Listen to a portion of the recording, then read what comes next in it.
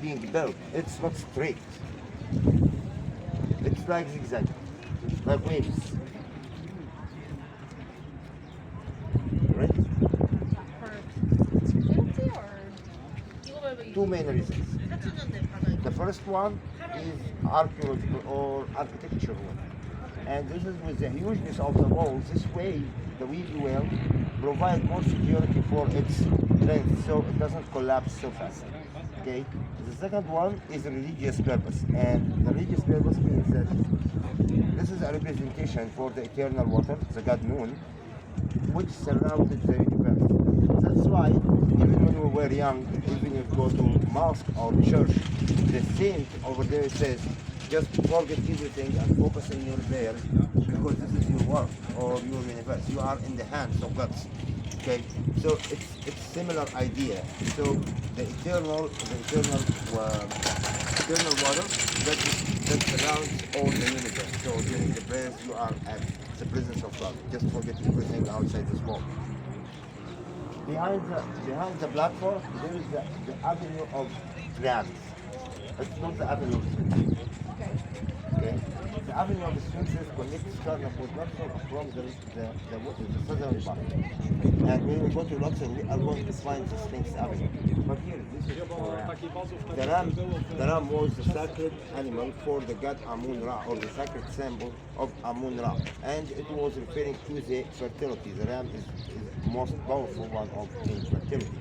And between each of these bows, or the bows of each one, there is a statue for King Ramesses II, who erected this ram.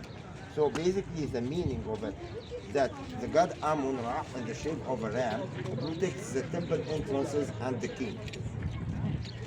The pylon, the first pylon, is unfinished. In fact, this is the last pylon. According to the building, this is the last pylon. This is the 10th pylon. And built with the wall by King Pharaohs the first from the 30th dynasty. It's unfinished because the left tower is lower than the right one. And also the surface isn't finished. Usually, surfaces of pylons covered with military scenes that show the king defeat Egypt or attack, or at least slay his enemies as a symbol of the conquered cities in front of the god of the temple, which is here Amun-Ra. After that, it leads us to another corridor and then to a huge oven called, see? Turn around. See the statue over there? Between his legs is his daughter. Okay?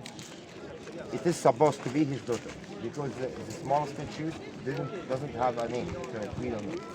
Basically, this is the shrine or the smaller temple of King Ramesses III. But here, all this area has a lot of elements dates back to different times.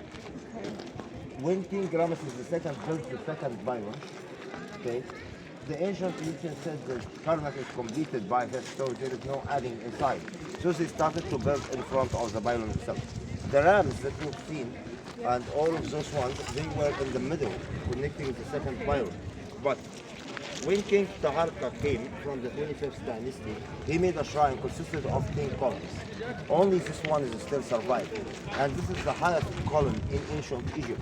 Its diameter for the crown, or for the capital of it, is enough for 50 adults to lay on. Okay? And only the base and this column is survived. While the surrounding walls, those dates back earlier to the 22nd dynasty, or we call it the Libyan dynasty.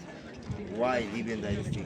Because during Ramesses III, the Libyans tried to attack Egypt from the west side, but Ramesses III could defeat them and captured a lot of them. But the mistakes that he did, he left them to work in the western fortresses of Egypt. So basically they were captives but close to their families. So by the time they have the power until they ruled Egypt with the 22nd dynasty. And after that there is the shrines of City II from the 19th dynasty.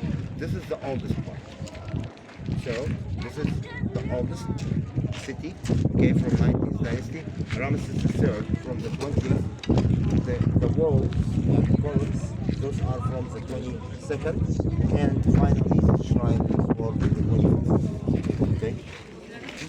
considered a small temple, but a live example for the Egyptian temple.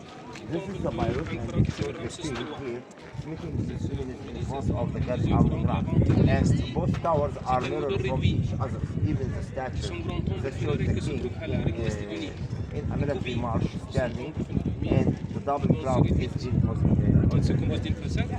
while here, almost the king when he stands, you'll find the left leg.